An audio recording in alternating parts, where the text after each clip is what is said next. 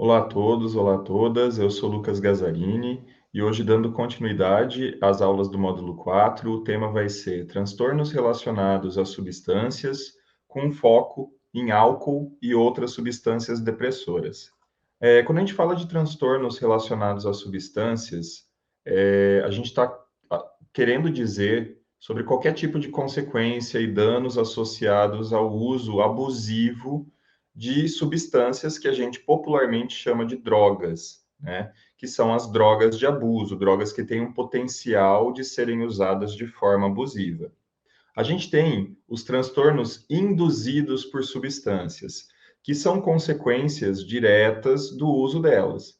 Então, isso inclui a intoxicação, que são os efeitos diretos da substância, a abstinência, que seriam os sintomas de retirada no uso de uma substância, quando a gente para de utilizar uma substância e tem sintomas rebote, transtornos mentais associados, já que algumas drogas podem causar depressão, ansiedade, por exemplo, e também a dependência, que seria um transtorno associado ao uso das drogas, em especial quando o uso se torna compulsivo, levando à recaída. Então, você gera um padrão de uso repetido dessa substância.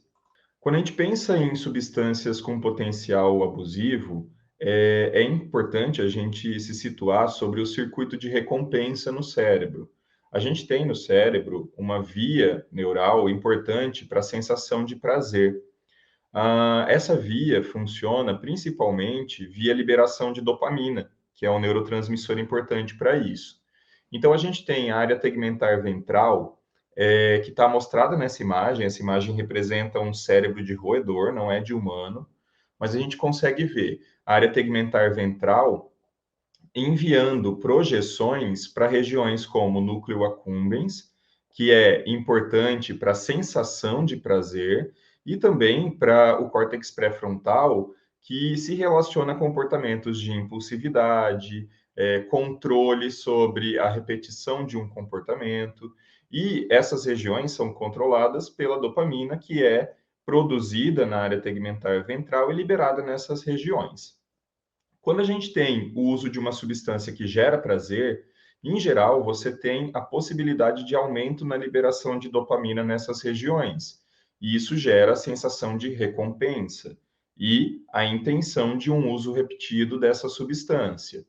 É claro que quando o uso é feito de forma crônica, esse circuito todo vai se alterar por modificações plásticas. Isso pode gerar uma série de consequências associadas à dependência.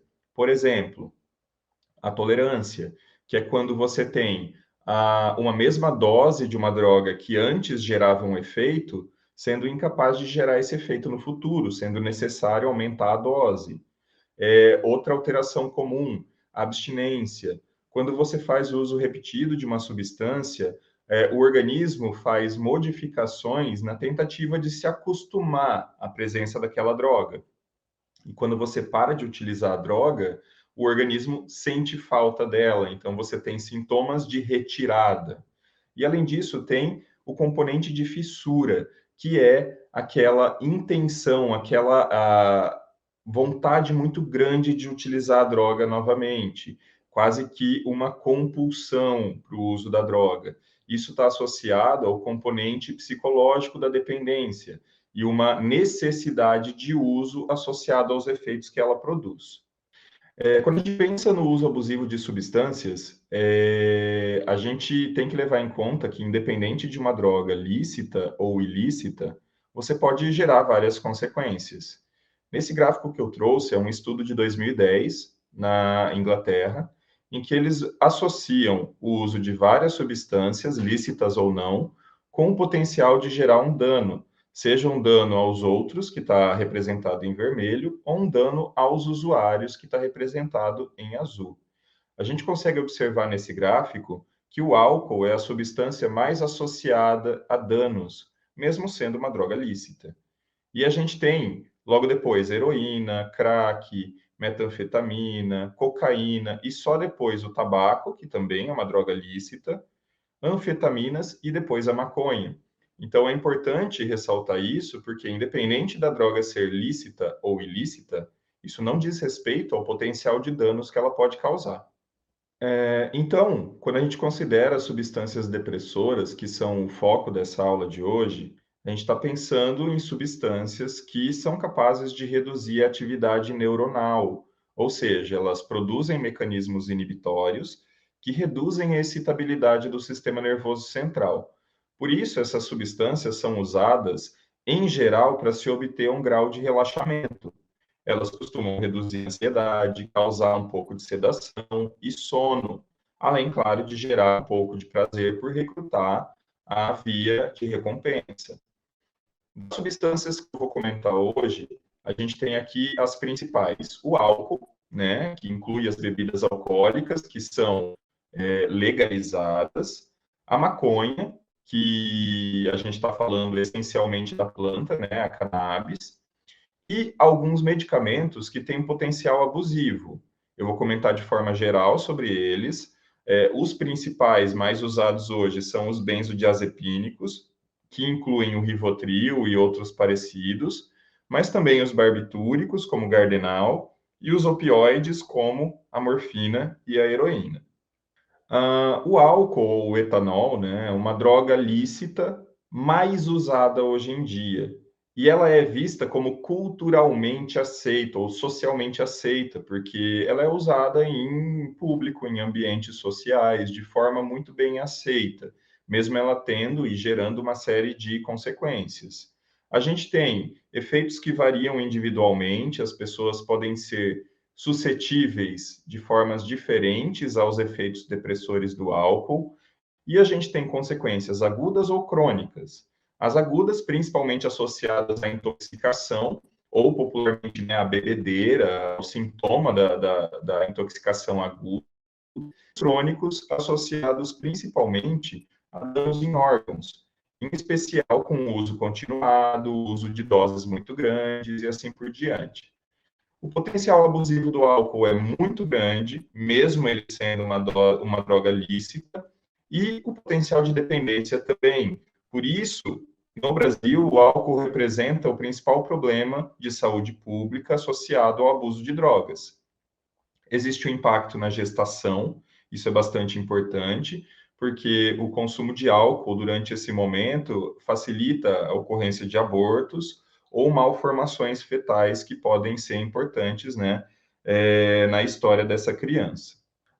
Os principais efeitos agudos do álcool relacionados à intoxicação, né, por uma dose muito grande, variam de acordo com a dose. Então, com doses menores, em que você tem concentrações de álcool no sangue de até 50 miligramas por decilitro, você tem os efeitos de desinibição comportamental, euforia, aumento da diurese, né, da frequência e volume urinário, que são efeitos que quase todo mundo que já usou álcool conhece. Em geral, esse efeito de euforia e desinibição é o motivo para o uso do álcool, que é usado com frequência em ambientes sociais, justamente para você conseguir interagir melhor. Com doses maiores e concentrações no sangue de 100 a 200 miligramas por decilitro, a gente começa a ter uma série de efeitos relacionados à depressão ampla do sistema nervoso, como desorientação, tontura, dificuldade de fala, alteração emocional e uma instabilidade emocional, perda de controle muscular, perda de memória, que é um efeito muito comum com abuso de álcool, até doses muito maiores que podem gerar coma e morte. Cronicamente, o álcool é associado a uma série de alterações metabólicas no organismo.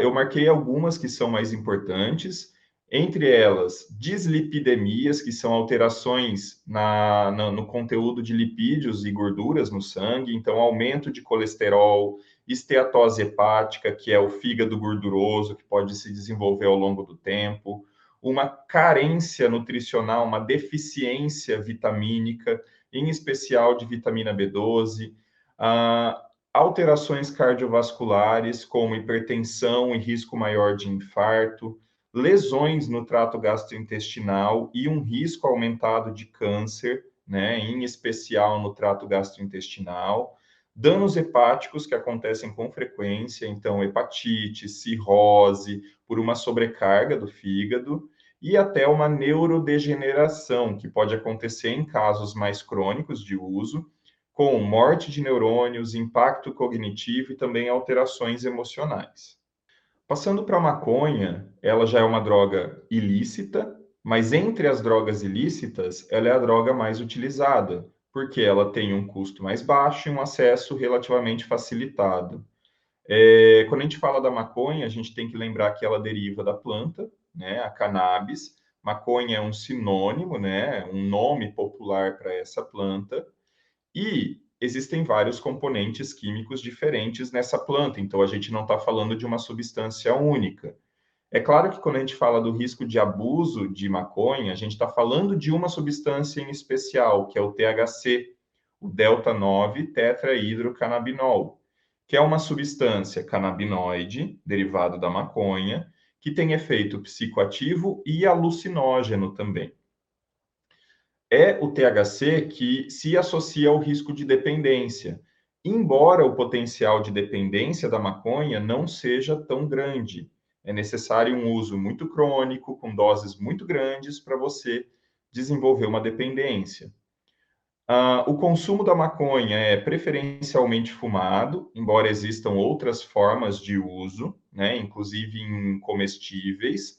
E hoje em dia é importante ressaltar que existe um uso terapêutico da maconha e derivados para várias condições clínicas, inclusive um uso terapêutico do próprio THC, que é visto como vilão, mas que em algumas situações pode ser interessante no tratamento de algumas doenças. Os efeitos da maconha vão depender basicamente da composição da planta, já que, de acordo com o clima onde ela foi plantada, o momento onde foi feita a colheita, isso tudo pode interferir, né, em composição dessa planta. Efeitos gerais incluem euforia, relaxamento, sensação de bem-estar, uma queda de pressão, tontura, fome. Essa fome é um efeito muito claro, que às vezes é chamado de larica, né? Como uma resposta ao consumo de canabinoides, uma perda de memória que pode acontecer frente ao uso de doses muito grandes ou muito frequentes de maconha, sedação e, em alguns casos, em especial em variedades de maconha com muito THC, você pode experimentar um aumento da ansiedade, paranoia e um surto psicótico, que são consequências raras, que acontecem em torno de 1 a 3% da população, em especial em quem faz um uso mais pesado dessa droga. Por fim, eu vou comentar um pouquinho sobre medicamentos que têm ações depressoras, incluindo os benzodiazepínicos, como o Rivotril, os barbitúricos, como o Gardenal, e os opioides, como a morfina e a heroína. Eles têm usos clínicos diferentes. Benzodiazepínicos podem ser usados para controle de ansiedade, epilepsia, para várias situações associadas a transtornos mentais. Os barbitúricos, hoje em dia, são usados essencialmente para epilepsia, e os opioides são usados para controle de dores, em especial dores muito intensas e crônicas. São substâncias com uso lícito, né, já que elas são prescritas, mas frequentemente esse uso é feito de forma abusiva, seja por automedicação, esses medicamentos são controlados, mas mesmo assim algumas pessoas conseguem acesso a eles sem prescrição, ou a prescrição é feita de forma abusiva, pouco cuidadosa. O uso pode ser oral ou injetável. A gente tem o exemplo da heroína, que é bastante usada de forma injetável, e esses depressores interagem bastante com álcool. Então, não é incomum que as pessoas misturem medicamentos com álcool, e esses medicamentos, em especial, podem ser muito perigosos se usados em associação ao álcool. A gente tem um potencial de dependência muito grande, mesmo fazendo um uso terapêutico, com possibilidade de coma e parada cardiorrespiratória, que seria uma causa possível de morte nesses casos. Como um todo, o que eu quero que vocês levem de conclusão é que, em geral, as substâncias depressoras são utilizadas com finalidade de alívio de ansiedade e relaxamento. Isso seja aplicado em um contexto social ou até como uma forma informal de automedicação. O uso pode trazer impactos emocionais e cognitivos, e, em especial, pensando no contexto de aprendizado e ambiente escolar, a gente tem uma redução na atenção e na memória, que impactam diretamente no aprendizado, porque já que essas substâncias são depressoras do sistema nervoso, elas podem inibir mecanismos necessários para o aprendizado. Elas alteram o componente motivacional, já que elas podem gerar dependência e a pessoa pode colocar o uso da droga à frente de vários outros interesses usuais. Isso pode gerar problemas na vida pessoal, no ambiente social e também no ambiente escolar.